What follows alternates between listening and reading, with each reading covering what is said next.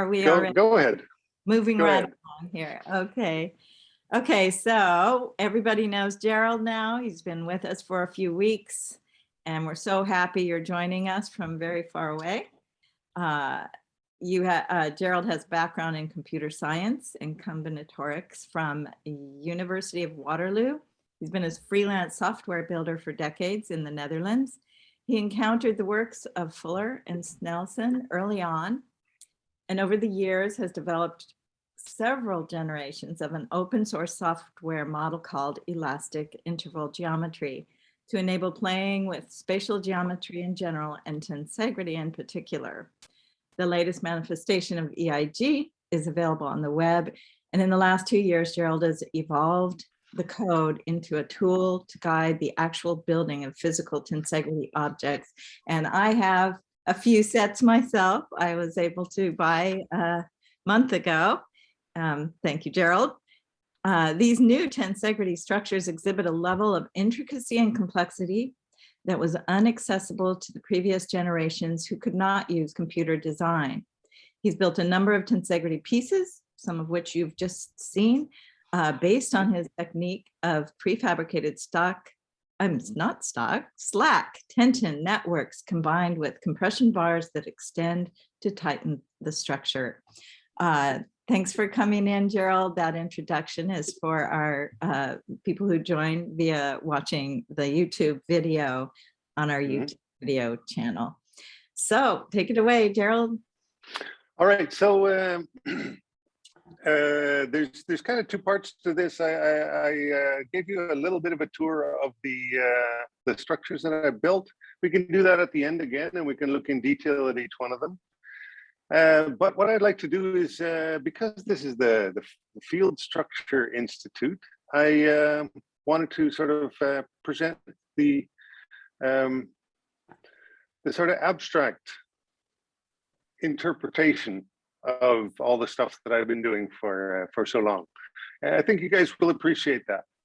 So can I share screen?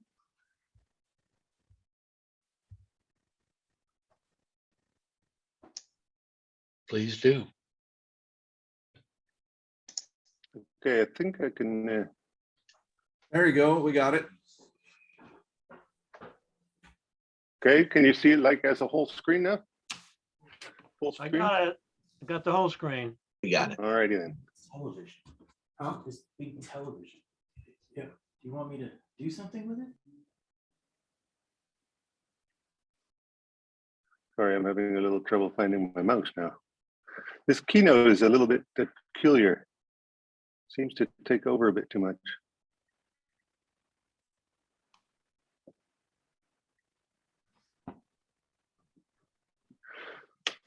Okay,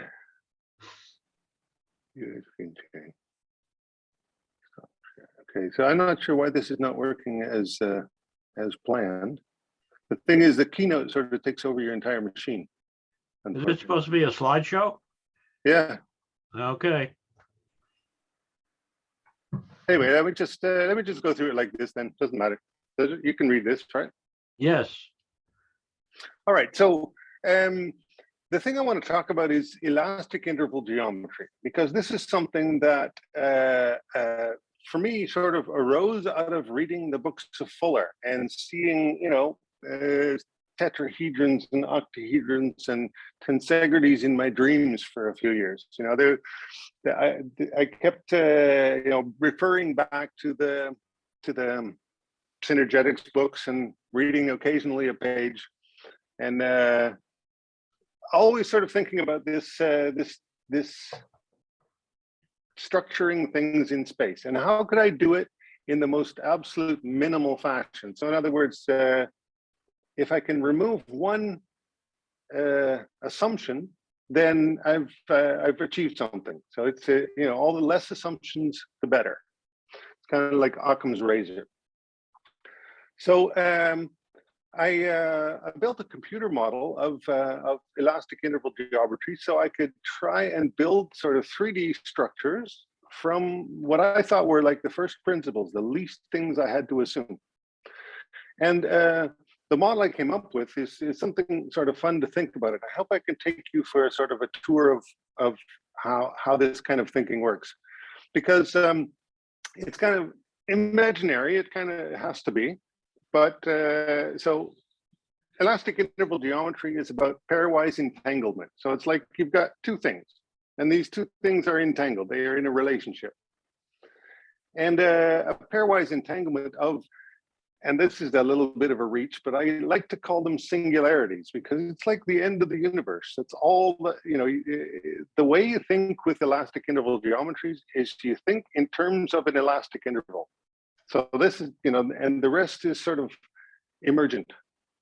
So the only thing that you have to really think about is one interval at a time. So think of it as like a singularity at one end and a singularity at the other end. And they have a relationship with each other, and these singularities from other ones can overlap. That's basically the model, the way I think about it. And then there's this other idea, because you don't always get to be the length that you want to be with an elastic interval, because you're existing in time. So from one moment to the next, to the next, to the next, the situation changes. But for example, in a tensegrity, you may want the distance of a cable to be a certain amount, but the world is pulling it further apart.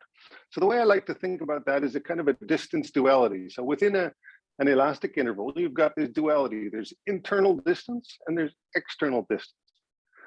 The internal distance is the sort of length that you want to be and expect to be. And the external distance is what the world imposes upon you. So you have no choice. So anyway, that's kind of the thinking behind it. There's an interesting consequence, which some of you might find sort of controversial or something, but I don't find myself thinking about angles. And in a sense, like, for example, the best example is probably if you take tetrahedrons and you face connect them until you make an icosahedron. You've got little sort of angles in between, right? This is one of the things that we all sort of assume, and people have figured out exactly what those angles are. But in elastic interval geometry, what I always did was, if I had an icosahedron growing from tetrahedrons, I would always sort of melt together nearby points. So for me, the angles, all these super interesting angles that you can calculate to any number of decimal places were just like never really there in my conception using this model of thinking.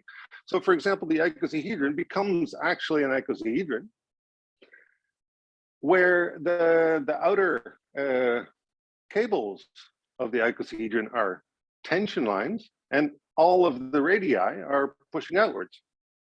It just sort of sinks into that shape. So then you have like this contained explosion.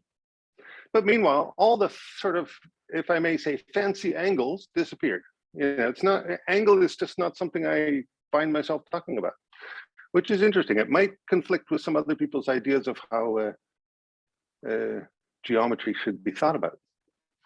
So what you find happening, as I was describing, like with the icosahedron, if you let it actually sort of, if you let the joints or the singularities or whatever overlap, so that the thing pulls together and comes to settles to a certain size or shape, then what you find is you get roll specialization. So things will be in a stable shape. And meanwhile, an elastic interval, which can push or pull, will find itself permanently pulling or permanently pushing. And so that's what you find sort of appearing in certain structures. You can set things up so that you have a stable structure, and every roll of every interval is perfectly defined. So they're all pushing or pulling. That doesn't necessarily mean tensegrity quite yet, because there's sort of an extra rule that you have to add to make tensegrities, in my view at least. And that is that the pushing things cannot sort of touch each other. So then you have like pushing things floating in a network of tension. Like I hope you can see me holding this thing up as well. In any event, so you have just an extra rule. You have sort of the initial assumption of elastic intervals. They push or pull. And what you find is that stable things appear in which the roles are sort of defined. And then if you add a rule saying that the pushes have to be floating so they can't touch each other, then you get tensegrity.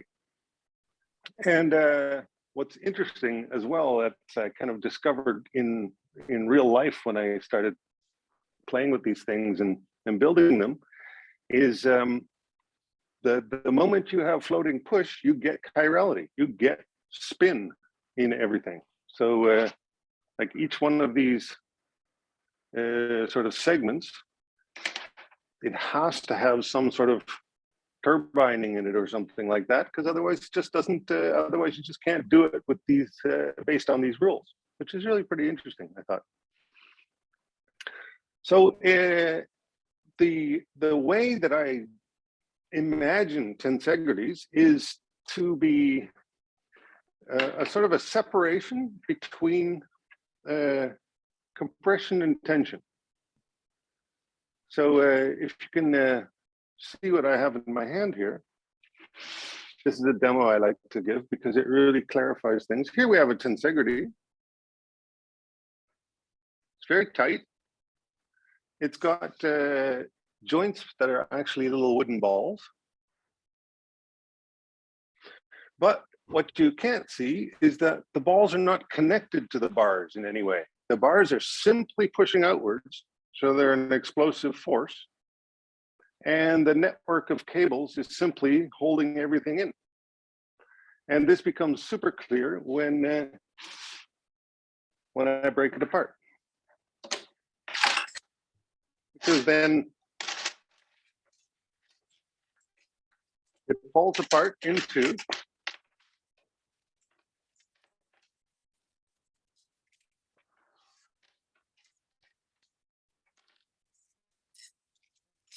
six compression bars and a bag of tension. With the I like that. A bag of tension. Yeah. That's a nice phrase. Thank you. And so the way I always thought about it from the first moment I started building for myself is that I never wanted to make tension tight by pulling on the tension. What I always wanted to do was somehow expand the compression instead. So this is sort of the idea that I put as the foundation of all my construction work. And eventually it sort of went into the software as well, and this idea of pretensing. So you can always sort of construct a tensegrity out of very sloppy elements. So things that are, easy to compress, easy to, you can make it very wobbly, very fluid. And then at a certain point, you can say slack, make yourself slack. In other words, all of the elements become the length that they are at that moment. So in other words, from that moment on, nobody's pushing or pulling anymore because everybody's satisfied. So you can, at least in the software, it's easy enough to just say, everyone is satisfied now. So they all just adjust their lengths accordingly. From that point on, you've got a slack structure, but you know what are bars and what are cables, because you knew that from before. So what I didn't do is I expand the bars and leave the cables at exactly the same length they were before. That's a really simple way to just tense up the entire structure. So that's sort of the model I'm always thinking of. The tension is prefabricated, and while I'm fabricating that, it's slack, so I don't have to worry about pulling it hard and making a connection. I never do that. All I do is make knots. And then tensing happens afterwards. So now I want to talk a little bit about implementation. And of course, the devil is in the details. So bear with me on these things. If you have any questions, feel free to stop me. So talking about the implementation of how elastic interval geometry is sort of built into the software. So one thing to realize is that it resembles a cellular automaton. I don't know if you're familiar with these things, Conway's Life. You can Very look much that up. so. Yeah, people are generally familiar with that. I would argue that the thing that you're actually seeing there is an equal distribution of time amongst functioning cells. So that's actually what every one of these cells gets a moment to observe the situation and decide what to do next. That's the way it works in a cellular automaton. And the same thing functions in the software model of elastic interval geometry. What you got to think of is that the places where the intervals come together, so the joining points, these joining points, these are the cells, and the relationships between the cells are the connections between them. The main point being, like I'm saying here, it's the distribution of time. So I can't be unfair to certain parts of the structure. I have to give it all the same amount of time to do its work. So each little element gets to calculate on its own, and they all get a fair chance, because otherwise things go askew and you don't have a good physics. So the way this process works is in the software, basically, it's a double sweep. So the first sweep, you go through all the intervals and you say, express yourself. In other words, if you are shorter than you think you should be, then you should push a little bit. And if you're longer than you think you should be, you should pull a little bit. So every interval gets a chance to say to the world, look, I don't like the situation the way it is. I would like to be a bit longer, or I would like to be a bit shorter. And so all these vectors accumulate in the joints, in the connections between the intervals. And then the joints, after this is all done, and all the intervals have had their say, the joints sort of look at the accumulated vector of where to go, and then takes a step in that direction, and then it begins again. So basically, it's a sweeping back. You sweep through the intervals and let them express themselves, and then you sweep through the joints and let them react, and then repeat, wash, rinse, repeat. So that's essentially the model. So you've got a geometry that exists in time, and that's an interesting thing, because you're always assuming that the way things are right now, maybe the next tick of the clock, things will be different. It's not, there's no sort of timelessness here, which is why, as well, for me, the sort of extremely precise angles are kind of uninteresting. Anyway, I was talking about implementation, and here's something you might not expect to be a very difficult thing, but it really, really was. And that was the implementation of gravity. On the one hand, gravity is really simple, right? All you have to do is say wherever there's mass, you add a vector downwards.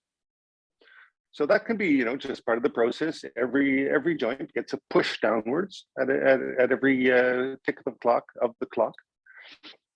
The problem is that kind of gravity, if you don't have anything to oppose it, will just simply accelerate you downwards, faster and faster and faster and faster, depending on if you program in resistance. So basically, you can't do gravity if you don't have a surface to oppose it. That's the moment it becomes interesting. However, as I was telling you, time progresses in a discrete fashion in elastic interval geometry. So, try to imagine being a joint and falling down. So the question is, how do you react to being below the surface? Because you've got to push up again somehow. You've landed below the surface, but you have to oppose gravity. So you would think maybe, for example, the deeper you are, the more you oppose gravity. You make it sort of springy like that. But then you run into trouble with discrete time, which is really fascinating, because this little joint is traveling downwards in steps. And it may happen to step just above the surface, and then the next step deep down underneath, because it's taking its full step. in which case you'd want to push it up with a lot of force, but that's not fair because another joint may have just landed tiny bit below the surface by chance in its progress through time. So it's really fascinating that you've got this simple definition of a surface, but because time is discrete, you have an interesting challenge of how to react to ending up below the surface. I have a number of strategies for that. They're called like bouncy, sticky, and frozen. So I figured out how to do that. It took quite a bit of tweaking and a lot of time. So another thing that I built into the elastic interval model was, and I'm talking about implementation. So these are kind of details that you don't really want to know, but it doesn't affect the principle of the thing, but it's a practical necessity. And that is, I made the elastic intervals change their length calmly over time. In this way, I could sort of pre-construct things semi-accurately, and then request that every interval acquire the length that it wants to have. So, it would calmly sort of interpolate from where it is right now to where it's supposed to be. And when I built that, I wanted to also enable a kind of a muscle behavior. I'll get to that a bit later, perhaps. But so I implemented in the form of attack and decay. This is something that you hear in like audio terminology when the amplitude comes up and then goes down. So basically, you give it you tell it to attack and decay. So in other words, it can temporarily acquire another length. So you can be sort of 10 centimeters long, and then as the next second is passing, you could go to 9 centimeters and then back to 10. Anyway, that's the way these things are also built to work. This is something that I kind of need for construction, but it also has other fun uses afterwards. Okay, then we get to the sort of the complicated part, which is has taken me quite a while to get my head around. I've been playing with this stuff for a mighty long time, and only in the last few years I've sort of understood it well enough to be able to generate exactly what I wanted or what I thought might be possible, or to be able to experiment with the structures. So yeah, it's kind of funny because I'm generating entire tensegrity structures, but it's a step-by-step process. So you have to have a language that talks about growing a new step and then making decisions along the way. So I came up with the language for that. Being a computer scientist, that's kind of what I do by reflex. If there's something to be generated, then I kind of have to build a language for it, and then I can subsequently use that language. That's a programmer feature, shall we say, if not bug. So what I have in the language is that things grow in parallel. So you can just sort of start a bud, and that bud keeps growing until it's spent, or until until it runs out of gas, which you've given it during the process. It's made the building process is made of twists like this. So it's like three bars. I've played with more than 3 as well, but I don't find that interesting. So it's like it builds these 3-bar sort of vertebra, and whenever you want to do some interesting branching, then you end up with a structure like this. Maybe I should stop the share for a sec, just so you can see this. So here. Here's your tensegrity icosahedron, but for me, I call it an Omni Twist, because you enter at the bottom with a twist, and you've got many options for exiting. So you've got various different options for growing further. So in these structures that you've seen, there are branchings that happen here, and that happens in the software with a structure like this, which I call an Omni Twist.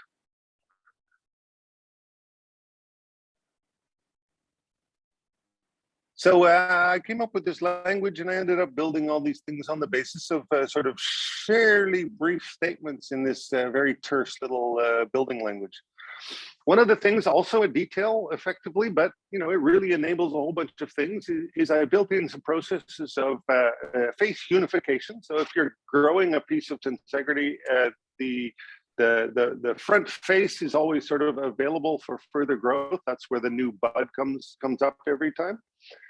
And what I added was the ability to say, okay, a face over here and a face over here, you are to become one. So then these faces are drawn together. Also, with one of these intervals that's gradually getting, you know, it's doing an attack. It's getting shorter and shorter. So I have specialized intervals that have a temporary job, and that is to pull two faces together until they're close enough to each other that they can be sort of woven together in the proper tensegrity fashion. So this is how I build these things with loops and stuff, because you have to be able to build out and then connect loose faces. And distancing as well. It's kind of interesting that that would become a necessity. But what I wanted to do, for example, you saw that the sort of man-shaped one, if not, I'll show you it later. But it has, many of these structures have sort of bent, you know, character. They have, it's the tensegrity, but it's bent. And the way I do that is I actually bend it in the software model. So I have these other specialized intervals that will pull a couple of faces together to a certain distance and then hold them there. So what you end up with is a bent tensegrity. And so this is what I call sort of the shaping phase. So I can actually yank things together at a certain distance. If they're too close together, I let them a little further apart. So you can basically bend the thing up in several interesting ways. And then what I do after that is I sort of freeze it in that position and build it in that position. So the elastic interval sort of life cycle of a structure is that, first of all, it starts from nothing and it grows step by step, either being a twist or a double twist, an Omni Twist. And then once that's complete, then the shaping and the connection intervals go to work. And it gets sort of, you know, the things get set at a certain distance, everything gets bent into shape that you prefer. And then after that, there's a phase called slack, which is like I was describing before. Basically, you tap your magic wand, and every interval suddenly becomes satisfied, because it's you know, the shall we say, internal length is the same as the external length. There's no tension, no compression anywhere. So that's sort of like, you know, a bolt of lightning. Suddenly everything is slack. And from that point on, pretensing happens. And pretensing, once again, is the extension of the compression bars. The tension lines don't change. It's just you expand the compression bars until the thing becomes taut. And so pretensing is a process where that's happening. So you start with something slack, and then you gradually let these intervals grow to a size that's, say, 5% bigger than they were before, in the context of a tight network. And then you have an actual model that sufficiently resembles reality. It's not, you know, it's not a perfect model. In fact, what's funny about the software, when you think about it, is that there are no units. I don't have grams or centimeters or newtons or anything like that. Those things, they don't exist. I don't draw any direct connection with reality, further than making a model that looks believable when you when you see it behave. So it's kind of an approximation, but it's sufficiently accurate. In fact, I could use like 64-bit floating points, but I use half of that. I use 32-bit because I don't care. I don't care if it's particularly accurate. It's supposed to be. I mean, it's just a bunch of numbers anyway. So once the intervals have reached their sort of ultimate pretense length, then the whole structure is tight, So during the pretensing process, when that's happening, when they're growing sort of to size, that's also when I slowly introduce gravity, because all other approaches give you sort of chaotic situations. You can't suddenly introduce gravity. It's, there's a whole bunch of things that go wrong. So this came from experience. So gradually, I increase gravity from 0 to whatever during the process of pretense. Anyway, so mapping to reality is something that has taken me a long time. I've been doing sort of virtual tensegrity things since sort of early to mid 90s. That was a long time ago.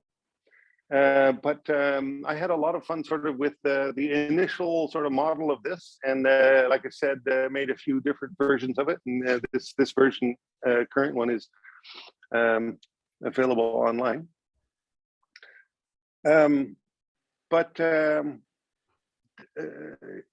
Making a bridge to actual real things was something that I never really got the chance for. I didn't have the space for it, nor the time for it. And I honestly didn't know how to do it. I had made a couple of tensegrities, but they were not good. They were not sort of strong enough to do anything interesting. So when I set about building from my studio here, I sort of blew my own mind with how I was able to do this, because I didn't expect to be able to build any of these things. But what I came across early on was interesting. This cable that I use, it's sort of it's a synthetic cable. It's not a metal or anything, but it's like it's used for kite surfing. So it's very inelastic and super mega strong. And it turns out that was an absolute necessity. You can't use nylon. You can't use any other kind of thing. Unless it's sort of steel cables, and steel cables are very difficult to connect with each other, because you have to sort of bend things around and clamp them, and everything gets sort of very ugly very quickly. So I found ways to manipulate this cord, and a whole bunch of structures were born, as you've seen. So at this point, I would like to, if you have any questions, or we can take tours of individual structures, or let me know. Yeah, I have some questions. Okay. You used to be programming in Java. What programming language do you use now? Yeah, that's interesting. I was doing that professionally at the time. It was like the hottest thing for a while, and unfortunately, these technologies come and go. And the reason I loved it from the beginning was that I could make a web page come alive with an applet. But that went really badly out of fashion pretty quickly for a number of reasons. The main one being the company behind Java was not a front-end company so much. And so anyway, a lot of things went wrong, but that was the idea. The idea was to sort of make a web page that could come alive, not just images and text, and not just a video, but make it a real sort of model. And so I was able to do that in Java, but it was hellish to distribute it. It never really worked. There were several technologies along the way, and it was horrible. People would want to take a look at it, but would just simply give up after a while because they couldn't get everything installed properly.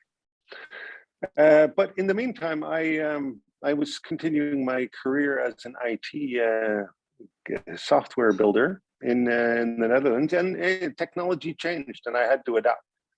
And so, in the last bunch of years as a freelancer, I was leading teams doing stuff on the web. And so we were, I was sort of thrust into a new world of JavaScript and what could be done in the browser. Are you using JavaScript? That's what I'm using sort of for the front end. Okay. But I have a problem with JavaScript, and that is that I do a bit too much number crunching. Yeah, that's not And such a good language for number crunching. exactly. So that was my problem, but that's actually a limited problem because what you can do I should stop share actually. What you can do is nowadays is we have this other magical technology called WebAssembly. Okay, And this allows you to build a sort of a program in a virtual sort of low-level language that all the browsers are supporting. And there's ways to compile various languages into this WebAssembly. So for this, I jumped on another bandwagon, and as I did any number of times in my career, I learned a new language, and this time it was Rust. okay. Rust is an absolutely fantastic language. It's absolutely groundbreakingly fantastic. And I don't know a great deal about it because I've only done sort of limited things in it. I'm by no means an expert in it, but it's. I mean, it was good for me because it's very strict and unforgiving. Like a tensegrity. You could say that, yeah. Gerald, So yeah, I moved on to Rust and TypeScript, which is TypeScript is kind of a sort of a decorated version of JavaScript, which I like a lot better. Okay, you think TypeScript is better for you than JavaScript? Yeah, JavaScript, the rules aren't there. It's too loose. I need types. I need types. Yeah, I know. Without types, the world falls apart. Exactly. Gerald, I'd like to ask, when you describe pretensing, are you describing a model for gravity? No, because it's actually something that operates within the tensegrity, regardless of whether gravity is present or not. Like a tensegrity, the way I build them, at least, you see these quote unquote tensegrity tables and things like this online. There's quite a bit of stuff about that, but those require gravity, so they get a big X on my list. They don't. I was thinking the internal, like the system itself has an internal gravity.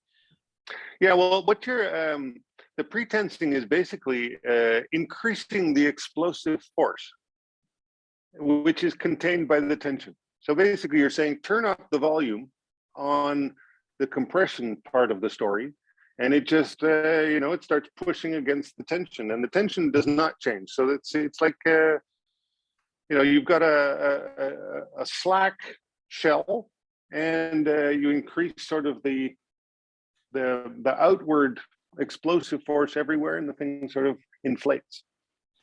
Do you think it's possible to have a purely tensional structure that is held by centrifugal force? In other words, it spins and assumes its shape without the need of a compression stick. Yeah, well, you can rope a horse with one of those. A lasso. Right. That's the best. But it's something that sort of needs to be turning. Right. I have a question, or not a question, more of a comment with a question is, so I'm always trying to see what it is that people are doing that's different than has ever been done before. And besides your bolt tightening structural, system, what I think that is so fascinating is your joints that you make these structures out of, and it makes me think about the 6 degrees of freedom, not Bucky's 12 degrees, but rather what's known, by most NASA scientists and anyone that works with flying structures in a gravity-less environment, is the 6 degrees of freedom, which is right, left, up, down, back, forward, and the roll, pitch, and yaw. So it seems like what you're really doing, and just tell me if I'm correct on this, what you're doing is making structures that can live in a gravity-less environment. And so tensegrity structures are much more pliable in your system, much more able to create, rather than spherical structures or extended structures, things like the man behind you, the Mhm. big, with the joints. Is Yeah, that by the correct? way, by the way, I should show this as well. Yes, the This, 100. this is 120 brass bars. And it's actually quite funny because I attached bells to this thing. So if I give it a tick, you should be able to hear the bells. Sorry about that. That's nice. But Yeah, so no, these are they gravitoless? They're look for space structures, really. They amplify the ability to make unique space structures out of tensegrity. yeah, I mean, think of it this way: in space, you know, everything's sort of free to float around. So if you stack a bunch of bars and connect up the ends of those bars appropriately with something that can you know, move from its current length to a certain, you know, preordained length, then basically you can inflate these things anywhere, right? So and it's you could, because tension is very different from compression, right? Tension is like Bucky talked about this a lot. Tension is something that's, you know, you can have tension as long as you want and it doesn't get weaker. And there's really theoretically no limit about how thin it can be. Like, for example, I have the same material I use for, I can't find it. Anyway, I have sort of a thread made of the same material that I use for those tensegrities, and it's you know, you can make your fingers bleed if you try to break it. It's just too strong. So in other words, tension can be as light as imaginable, you know, so it doesn't have to weigh anything. It's just, especially in space when it doesn't have to work too hard.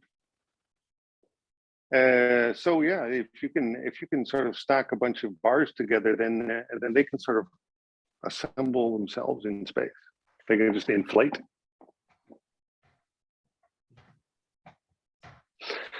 So I don't know, we can take a look at some of these structures specifically. There's an interesting thing that I came up with just recently, and that is this QR code. Can you see that? Yep. Can you point your phone at it? No, I can't. Open QR reader. In any event, what you would see if you could is you would see this thing coming into existence in the software. So I sort of grow it, shape it, freeze it, and in the software. So has anybody seen that actually work yet? No. Bonnie's Nobody? got it. Okay. Let me try something else then.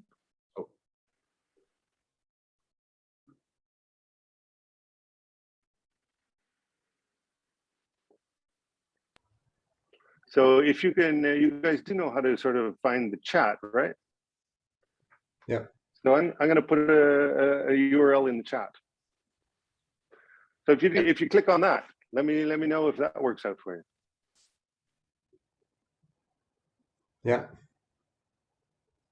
Tripod. Yeah.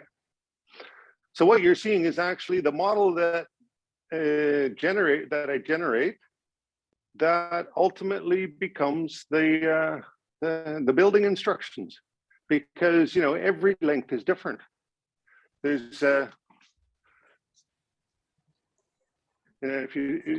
this structure is made up of all sorts of different lengths. So like down at the bottom, they're very short, and up at the top, they're quite long.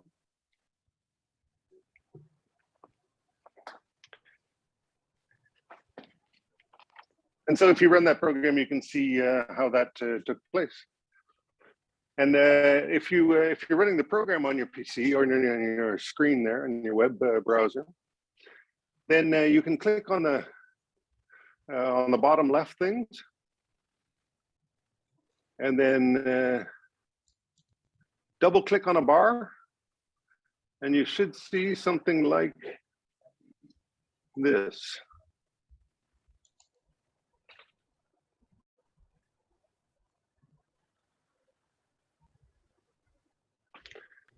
Is that visible to folks?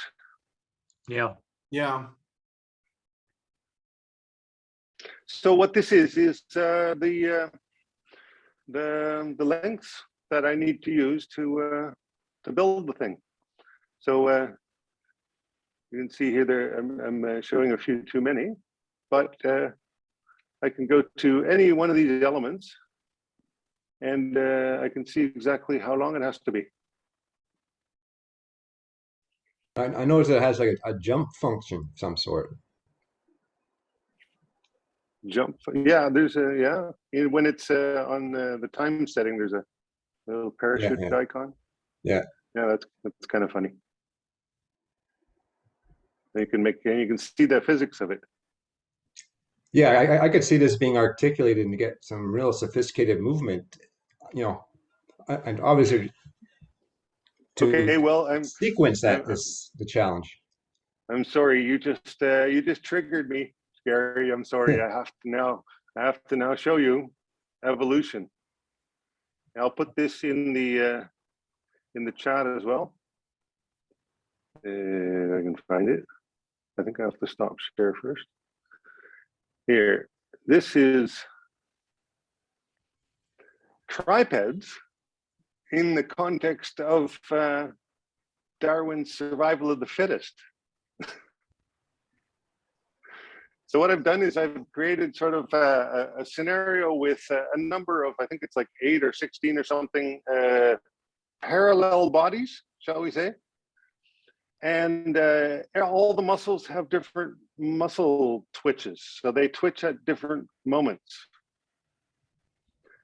And so what I found out was that if I did that, then I could get structures to sort of hobble in a certain direction, and or you know, randomly in some direction. But eventually, I gave it a direction as well.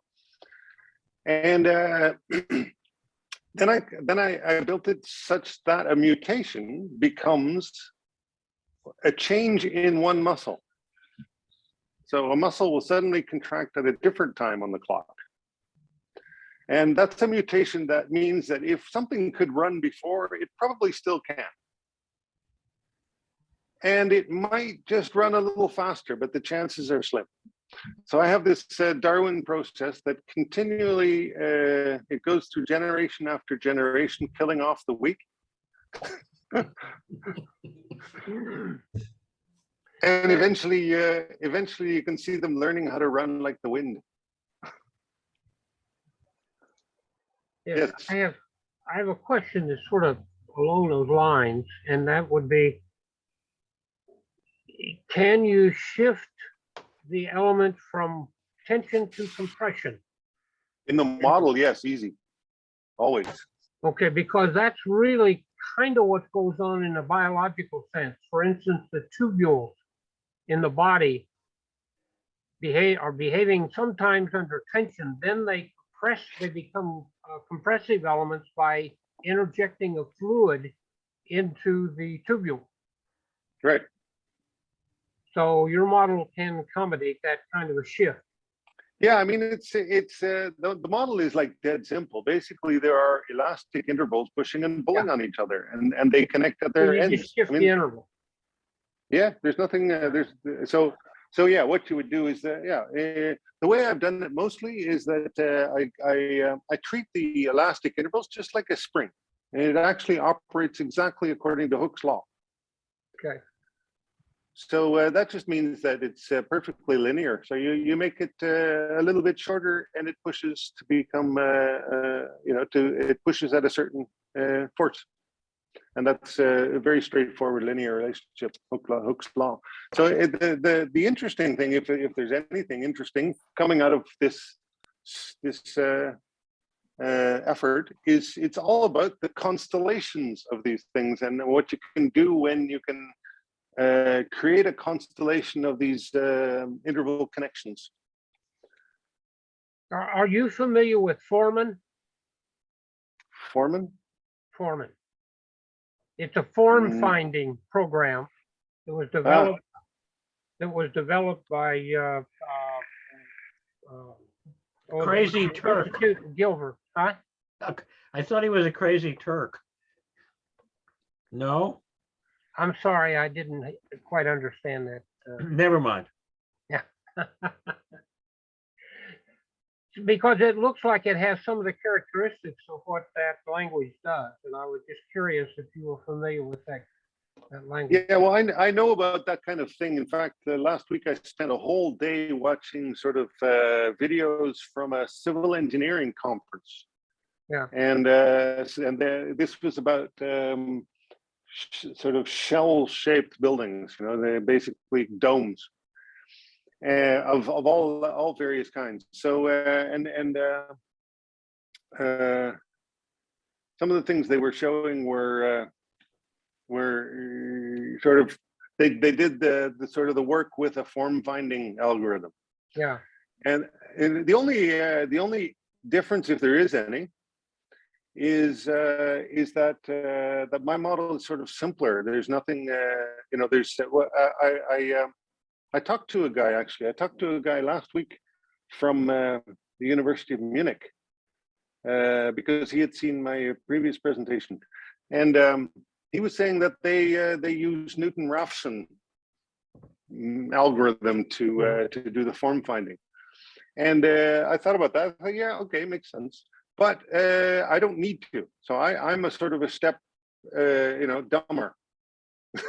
Yeah, well, I noticed that and most models, though, are based, the compression elements always remain as a line element, but that could be a planar element, I mean, be a polygon, or it could be a polyhedron. Yeah, I mean, it can be any number of things. Yeah, I have another structure I can show you, which is not sort of, it's a different kind of tensegrity, but it's this one. Can you see that? Yep. Yes. So in this case, the tension actually comes from the curvature. Yeah, well, that's like a rotagrity structure. Yeah, And it exactly. has Rotagrity. curvature to it, yes. Yes, your connections are along the compression element. Right. Yeah. All right, now, So in your program, you consider that compression element as having both tension and compression. that's a specialization. So what the way it works for me is, you know, on the one hand, I could do everything that I do with sort of generalized elastic intervals, because I just make the compression elements longer than they're allowed to be, and the tension elements are shorter than they're allowed to be. So they fight, you know, in the proper way, and they don't necessarily have to change their role. It depends on the sort of the topology. It depends on how it's all connected together. So if you know, if it's connected together in a sort of a tensegrity way, then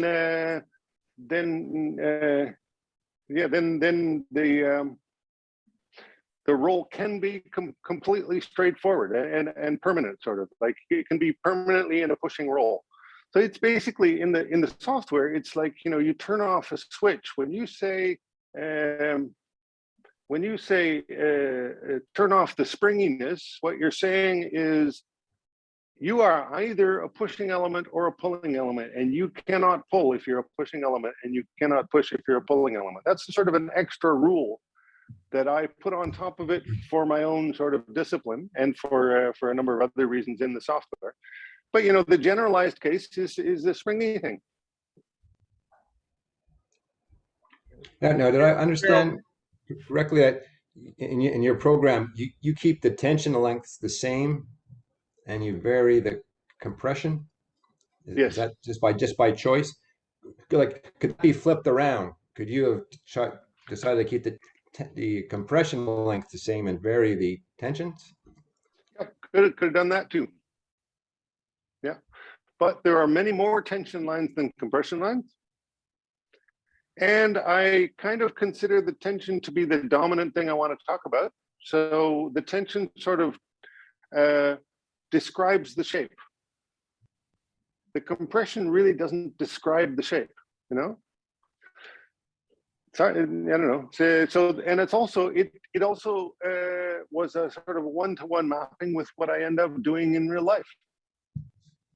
Because I extend the bars until things tighten up, and then you can make them really tight too, because you can use a wrench. Yeah, I'm just curious if there would be any kind of different behavior if you change the roles. There would be. There would be. I mean, for one thing, you know, the way it works now is the thing sort of inflates, and you would have it sort of shrinking to shape. Right. Yeah, I don't know. I suppose either could happen. It doesn't really matter. You're talking about purely the juxtaposition of tension and compression. And as soon as you say, you know, one of you gets, you know, starts taking on your role, then the other one has to too. Have you thought of adding, right now there seems to be, I guess, a built-in feedback loop to maintain the structure. Have you entertained or thought about adding kind of directed modulation to either the tension or the compression lengths to kind of articulate the movement? This is Gary talking. Yeah, articulating the movement, Gary. This is like a dream of mine. Like you know, as I've shown you just now, you have sort of the evolution thing. So I sort of discovered what you could do if you were able to make sort of physical things that behave this way.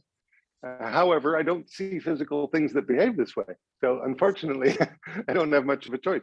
Like, for example, the articulation of the limbs of that creature when it's running, that it completely ignores the compression, because the compression doesn't have a lot to say about the shape of things. You know, it's pulling along the sides that you know, articulates the thing. And the compression is sort of like the spine down the middle. Did you ever put a spring in the compression, you know, the rods or whatever you call them? Like if those rods were a tube and you had a spring inside, it could push, you know, it could add its own tensioning factor. Yeah, I mean, basically these are tubes. They're hollow tubes. So you're using a bolt in that one. Okay. Yeah, the bolt sort of slides down into the end. See, I can loosen this one up. I can just turn the. So you don't want any elasticity at all in your models. As little as possible, as little as possible. Because look, if you have elasticity, if you made these things out of rubber bands, you could never make something that stands up like this. You know what I mean? Well, you know, there's rubber bands and rubber bands. There's different. Yeah, but you know, I would expect the rubber to eventually get longer and longer and longer over time, and that's one of the magical things about this material. It's you know, you tighten it up a few times after you build it, but then it just sits there for months and months and months, and it doesn't get fatigue. So that is an amazing feature of this particular material. You might get that with something like steel cables too, to some degree, but I can't work with steel cables. What is your material? It's called Dyneema. It's just it's a cord that I order in sort of large amounts. What is it used for? It's used for kite surfing. Kite surfing. Because there you don't want elasticity, because you'll go out of the water. Yeah, you said you don't use steel because it might deform, but wouldn't that stuff deform in the sunlight if you made an outdoor sculpture? There is a certain vulnerability to that, yes. Yep. So no, I think all materials.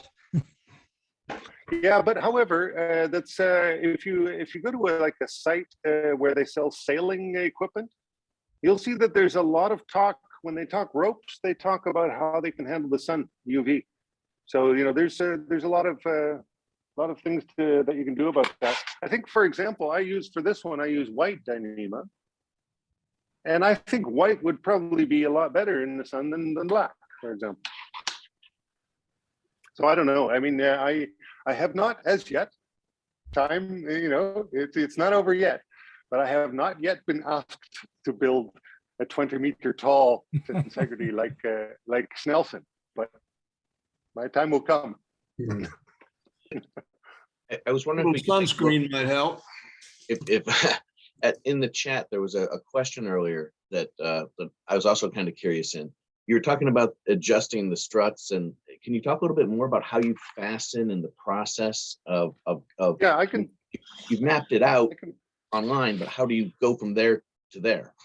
Yeah, you kind of have to. Okay, let me just show you then. Yeah. So for one thing, I will show you the dynamics of this. So what I'm going to do is I'm going to loosen up these things by turning the nuts. Can you see this? Yeah. So I turn the nuts completely loose, and then I reach a point where I can actually pull the bolt right out, and I free up the bar. And then they all sort of free up because it becomes a totally floppy thing. So, I mean, essentially, when I'm building this, as Bonnie already knows, you build this stuff by connecting these Dyneema cords to rings. And so, in order to build the complicated things that you've seen just now, I needed to sort of innovate on the tool front a little bit. So I made a tool for myself. So this thing is a way for me to create cables of any length that I want, sort of accurate to the millimeter. So I can just go like this and get shorter and shorter and shorter, and I can read off the length here. And the length that I read off, by the way, takes into account the knot on either side. So this thing is sort of tuned for the purpose. I can, if I need to create a distance of 90 millimeters, then I move this to 90, and I will get between here and here, I will get a cord that is a little more than 90 millimeters because it allows for making a knot on either side. And so these things are heat shields. You can see that they're kind of burned as well. And what I do is I have a blowtorch.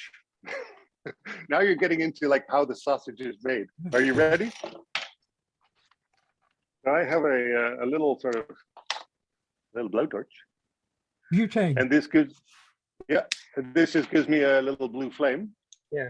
So what I do is I put a cord between here and here, cut it off with a hot knife. So that's actually this thing here. Very handy tool. So I cut the length correctly with a hot knife, and I leave some distance on either side, and then that goes into these heat shields, and I blowtorch it. Yeah. Which makes the end of the Dyneema cord turn into a sort of a blob, and that blob is more than enough to keep any knot from disconnecting. So you make the simplest of knots, and that sort of head on top of the end of the cable will never pull back through the knot. So that's how I can make these things like super, super strong. And as a result, also tight as hell, because I can squeeze this with all my might and it's not going to give. Now So do Gerald- you, on that object, do you define a face, the object you just had? Yeah. So yeah, with regard to building, a face is a triangle of tension. So these three together.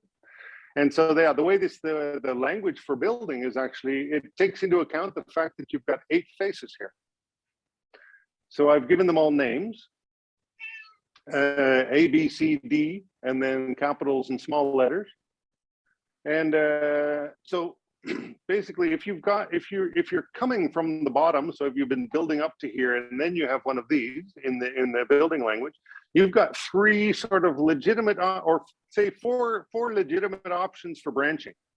You've got a twist here, a twist here, a twist here, and one that just continues on upwards. And there's 3 more options on the bottom, here, here, and here. But then you get this sort of, it's sort of too tight a corner, and you get some violations of the rules. You got to watch that. but so yeah, this is and you know what's funny is I used these models all the time while writing the software. I'm always sort of referring to this and trying to, you know, to use the imagination. It's going back and forth between the software and the physical thing, because there's just a lot to keep track of. So I find it easier to have actual physical things. And then you also understand sort of the left twist and the right twist and things like that. So it was important, sort of the back and forth between the software and the physical. It taught me a lot about the software. Meanwhile, I've been doing this for decades. So it was interesting. Actually, Gerald, that other device was that Omni Twist. Was that the one Yeah. they showed? This one? That looks like that could be an element of a tetrahelix of some sort, could it not? Yeah, well, tetrahelix maybe, but well, okay. A helix of some sort. Like if it's. I'm sure it could be. Yeah. I have my question is, when Tensegrity, the elastic connecting Tensegrities, you're able to, you know, bring the struts together to make the dual of something. So for instance, what you have there with the icosahedron, if you bring that all the way in and tighten that, it's not necessarily the dual, but it creates the tetrahedron. Does your system allow for that? You know, usually with the elastic one, you can slide them together. So all the as far as you know, the physical models, absolutely not. These things are, you know, they are sort of, you know, the whole idea is that you fabricate beforehand an extremely robust tension network while it's slack, right? And then subsequently you add bars and inflate the whole thing by lengthening the bars. And that's sort of, you know, that allows you to get a whole bunch of kind of structures that I'm able to build. And to have it, I mean, in the software model, that stuff is really easy for me. You know, I mean, just imagine you have the ability to speak elastic intervals, okay? I mean, you could probably figure it out for yourself how you wanted to. You could build a tetrahelix, for example, in elastic intervals. I used to do that. That's the first thing I started building with this stuff because it was fantastic. I could grow tetrahelixes all over the place. So what was it last week? We saw all the math of the tetrahelixes. That was an obsession of mine for the longest time as well, because I was growing them. It was so interesting. There were lots of weird phenomenon there. wow. Well, exploration. so one comment about your the tension material for the tension that goes around the structure. You know, Bucky always talked about using Dacron thread that has a excuse me, a 10-year life cycle. So it breaks down. And one of the great examples of breaking down was one of Carl Solway's aluminum 90 strut, you know, spheres we had in the office. And Bob Snyder, his son-in-law, wanted to show us how strong it was. So he says, I can throw this down the stairs. Well, it was pretty old already. It was over 10 years old and it broke. One of the tension things broke. So the life cycle, you don't know what the life cycle is. I like what you said about white will last longer than black tension thread. So in a way, what you're doing is really aligned with Bucky's original use of Dacron thread. Yeah, I mean, Dacron, I'm sure was the greatest thing at the time. At the time. And things have advanced since this material is actually, the history of it, you can look it up. It's called Dyneema. It's and the funny thing, it came up in the high-end sailing competitions. So some team came up with a kind of cord that was just like superior in strength and versus weight in order to win the sailing championship. And then a few years later, they actually commercialized it, and now they just produce it and you can buy it. And it's used for a whole bunch of other things as well. But it's remarkable material. It's got, I read that it has like molecules that are between like 4 and 6 million atoms long, Wow. and they're sort of strung beside each other. So, I mean, what I've noticed, simple as, I mean, the proof is absolutely in the pudding here. I've got all these structures still standing after months of just standing here, and you can go and check out how tense they are. In fact, here, I will play you a note. Listen to this. Can you hear that? Yeah. That is a freaking high note. This is a slightly lower note. How could it be lower? Oh, it's got a different roll. This one is vertical. The circle, sort of the loops, are the most tense of these things. So this is a higher note than this. Can you hear this note? Mm-hmm. Yeah, so you can tell that thing is under a monstrous amount of tension. And it is, you know, 24/7, and it has been for months. And it's really showing no appreciable fatigue. Of course, you know, it's not in the sunshine and whatever, but it's remarkable stuff with respect to, you know, not losing its gusto. Thank you. So, Bonnie, you don't have to worry that your tensegrities are going to get weak later on. Yeah, and you were also talking about how the bolts, you can tighten the bolts, you know, if it gets even a little bit loose. Yeah. But what I love about your structural system is really that it does so much more than any tensegrity structural system that you can build with that I've ever seen. I don't know about you other gentlemen, but I've seen a lot of tensegrity systems, and Yeah. yours is very No, unique in that respect. I mean, I always felt it lacking. I always wanted to build these things, but it was never easy. It was like I had a terrible time trying a few times and made some reasonable progress here and there, but never had the right sort of combination of techniques. So as soon as I got the free time, I just researched until I was blue in the face, until I had it just right out of sort of off the shelf parts. Yeah. And now, I mean, the whole plan was to sort of spread the word, right? Spread the word of tensegrity so everybody can build it themselves. In fact, every one of you should get one. Yes, I bought 6. You bought 6. 6, and I'm working on it, Gerald. This is why it's so important that we host a workshop with you when we all have tensegrity systems. Oh, wow. Right on. Got all the boxes. Yeah, I got a stack of them ready to go. And I have the materials for the next 100. Wow. Wow. That's amazing. The reason I have so much, by the way, is that I've been giving workshops to grades 7 and 8 over here. Yeah, wonderful. As a side note to what you were mentioning about the sound that was coming from what you were plucking on that model, about 8, maybe 10 years ago, I did a workshop up at in New York State at one of the universities, and one of the students built a tensegrity like a harp,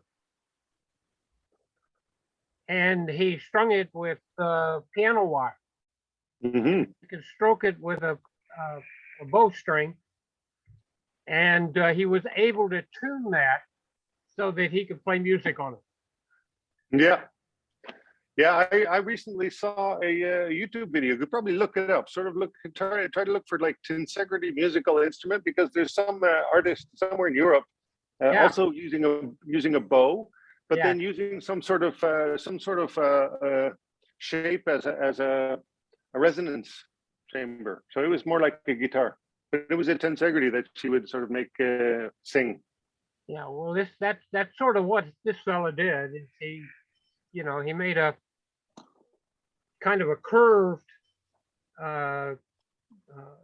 tensegrity form, but it tied into a sound box. Right. And that would pick up the note.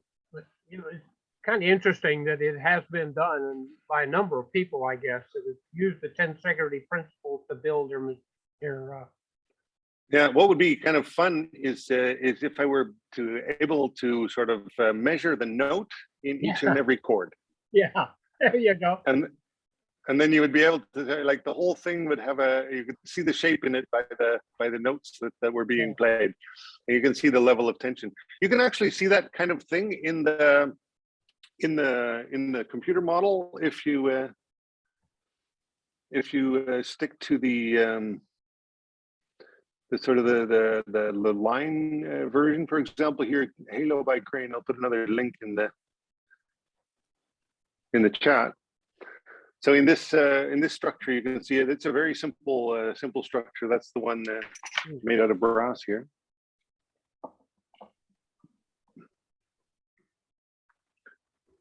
Oh, nice. Does a simple one bounce at all in an interesting way? Say if you drop it not very far, but on. You mean this one? You mean Yes. this? Yes. No, this would not bounce particularly well because Okay. there just is not a lot of springiness in it. Okay. It's tight as it's very tight. So yeah, and so it's not going to change. It's not going to deform much if you dropped it. I mean, I can drop it for you if you want. I know it will not be destroyed at all. Oh, So okay. here you go. Demonstration on request. Here we go. Right? Oh, Big deal. okay. Oh, it's a damped thing. That's very interesting. The fact that it's so damped in its bounce, it doesn't hardly bounce at all. Yeah, I mean it sort of absorbs the energy very quickly, and it'll bounce a little bit. In fact, I have a video of me bouncing the big one. If you haven't seen that, have you seen that? No. Okay, let me just show you that then.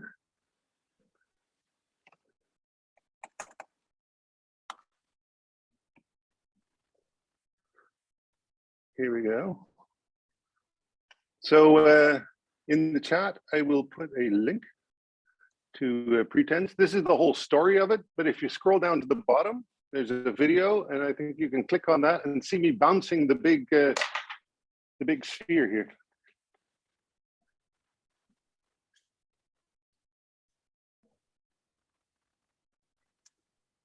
So if you can find that, and you can see how this thing bounces.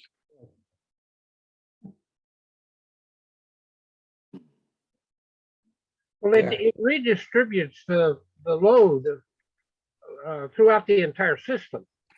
Oh yeah, masterfully, And one instantly. of the interesting things on one that we had done one time is that we built a fairly large spherical form as a tensegrity. It was sitting on the ground, and what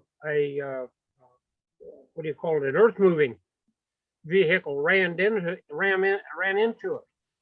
Mm-hmm. And instead of having damage on the struts on the side where it was impact, it bent on the opposite side of the sphere. Mm-hmm. Yeah. So it distributed that load all the way completely around the sphere, and that's when we got a bending in the strut. Right. Well, did you know that the shape of Antarctica is reproduced on the North Pole as a depression? Here, you want to see something also interesting in the computer model. This is this link I'm just sending with Sphere. It gives you on your computer a 4-frequency sphere made of tensegrity, and you can see the sort of bubbling effects when it hits the ground. You can see that it has a great sort of impact on the opposite side. Mm-hmm. Yeah.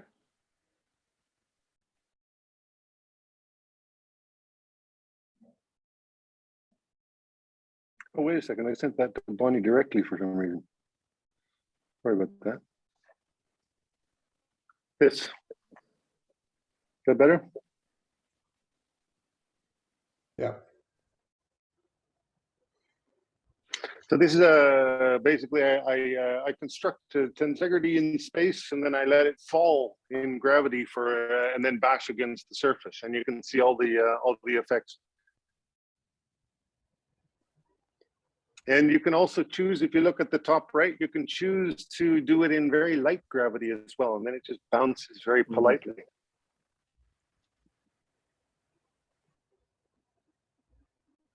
Did you share the screen? I could It was do in that. the chat.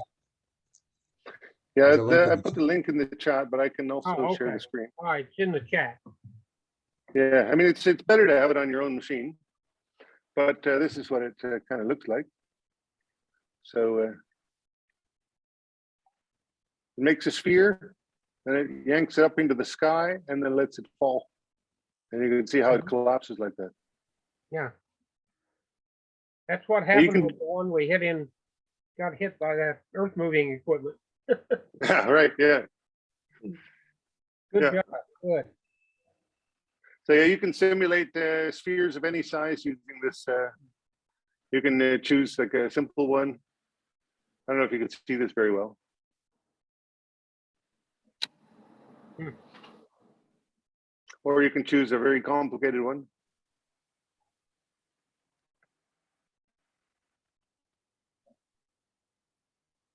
In which case it actually stays Deformed. in an interesting stable shape. Can you see Yeah. that?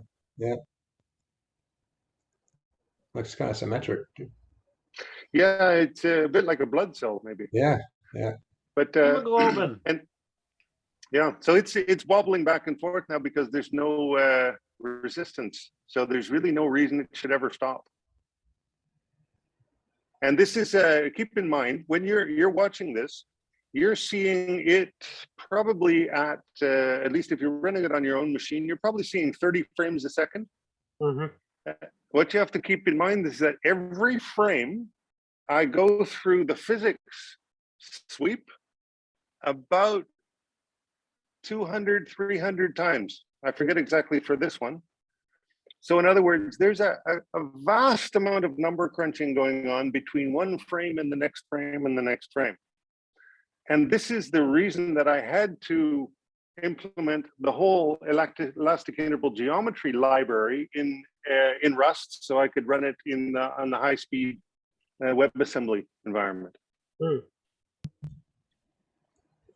And so that's how I can get this kind of performance.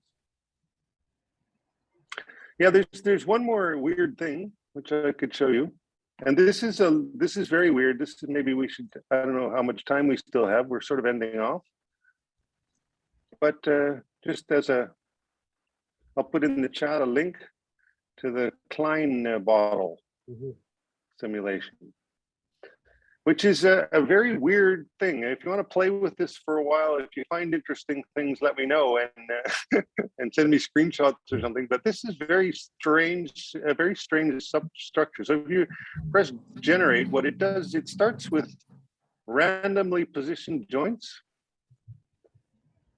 connected up in the right way, and then it expands.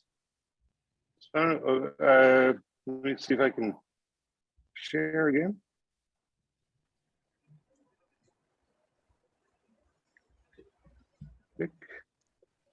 So here, I don't know how visible this is, but It's pretty I can visible. change. Okay, I can change the parameters here. I can make this thing, for example, instead of 20 wide or 10 wide, I can make it 20 wide and generate again. And it's a certain sort of twisted shape. It's a very nasty twisted shape. Because it's a Klein bottle, so it has to sort of embody a contradiction in there somewhere. So it only has one side. It doesn't have an inside and an outside. So things sort of wrap around each other. But you can change the parameters here, like make very large ones and see how they work. You can also remove the damping. So then here I can generate it, and you'll see that it like continues to wobble. This probably doesn't even appear very sensible on your screen because it's happening too quickly. Have But you then ever, when I have you then I ever add added these in 3D? yeah 3D, what would you do in 3D? Will you be able to Yeah. see the three-dimensionality of it if you have two images?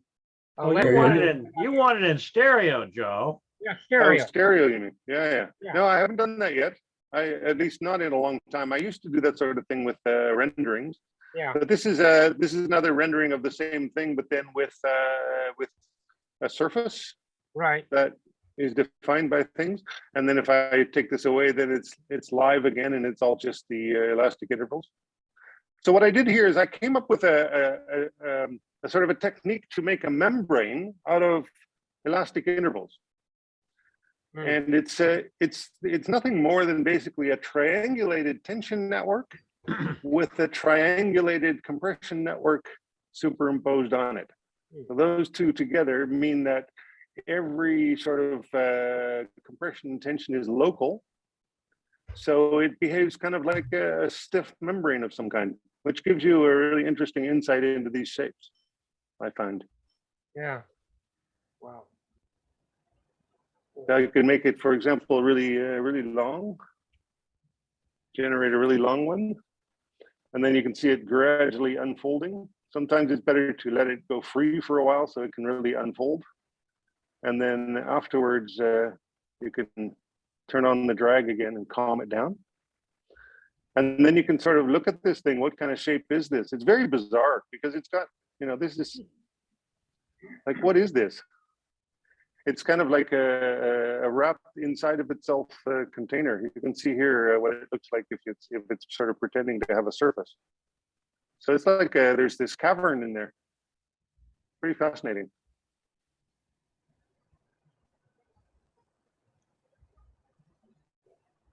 And I can go inside the walls here too, so you can see what it's like inside. So yeah, I don't know what this all means, but there you go. Nice. Great. Gerald, this is wonderful. I'd like to kind of wrap up. We usually have a hard stop at 9. This has been fascinating. And what we're doing now is the week after a presentation, we have roundtables. And the focus next week will be on what you've shown today. Okay, sweet. Okay. So any last questions somebody has for Gerald? Wow. Wow. Round of Yeah, applause. nicely done. Thank you. Great. Very, very good. Excellent. Thank you. Wonderful. Thank